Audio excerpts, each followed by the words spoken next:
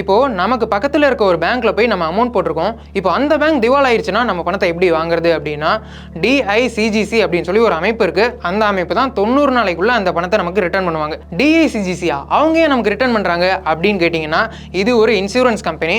அதாவது நம்ம பேங்க்கில் போய் பணம் போடுறோம் இல்லையா, அந்த பேங்க் எல்லாமே இந்த இன்சூரன்ஸ் அமைப்பில் போயிட்டு இந்த மாதிரி திவால் ஆயிடுச்சுன்னா கன்சூமருக்கு எல்லாமே அமௌண்ட் ரிட்டர்ன் பண்ணணும், இன்சூரன்ஸ் மூலமாக ரிட்டர்ன் பண்ணணும் அப்படின்னு சொல்லி அந்த பேங்க் எல்லாமே இப்போ இன்சூரன்ஸ் கம்பெனியில் அமௌண்ட் போட்டிருப்பாங்க.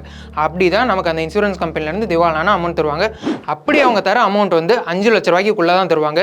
அது ஏன் அப்படின்னா, RBIயோட ரிசர்ச்சில் இந்தியாவில் 98% பீப்புள் வந்து 5 லட்ச ரூபாய்க்குள்ளே தான் அமௌண்ட் டெபாசிட் பண்ணியிருக்காங்க அப்படின்னு சொல்லி இந்த லிமிட் கொடுத்துருக்காங்க. இது வந்து முன்ன 1 லட்சமாக தான் இருந்தது, இப்போ தான் 5 லட்சம் அப்படின்னு சொல்லி இன்க்ரீஸ் பண்ணியிருக்காங்க. இப்போ உங்களுக்கு ஒரு கேள்வி வரும், ப்ரோ நான் வந்து ஒரே பிரான்ச்லேயே 3 அக்கௌண்ட் வச்சிருக்கேன், அந்த 3லையுமே அமௌண்ட் போட்டிருக்கேன், எனக்கு 5 லட்ச ரூபா அப்படின்னு சொல்லி 3க்குமே வருமா அப்படின்னு சொல்லி கேட்டிங்கன்னா அப்படி கிடையாது. ஃபார் எக்ஸாம்பிள் இப்போ 3 அக்கௌண்ட் வச்சிருக்கீங்க, 3லையுமே 10 லட்சம் சொல்லி 30 லட்சம் போட்டிருக்கீங்க அப்படின்னா 3லையுமே 5 லட்சம் சொல்லி 15 லட்சம் வருமா அப்படின்னு கேட்டால் அப்படி கிடையாது. ஒரு பர்சனுக்கு வந்து 5 லட்ச ரூபா தான் இன்சூரன்ஸ், அதுக்கு மேலே வராது. இதுவே 5 லட்ச ரூபாய்க்குள்ளே போட்டிருந்தீங்க அப்படின்னா அந்த அமௌண்ட் உங்களுக்கு கொடுத்துருவாங்க. அப்போ எப்போ தான் ப்ரோ மொத்த அமௌண்ட்டும் கிடைக்கும் அப்படின்னு சொல்லி கேட்டிங்கன்னா அது கவர்மெண்ட் முடிவு பண்ணுறது தாங்க. அது வருஷ கணக்கில் கூட ஆகலாம்.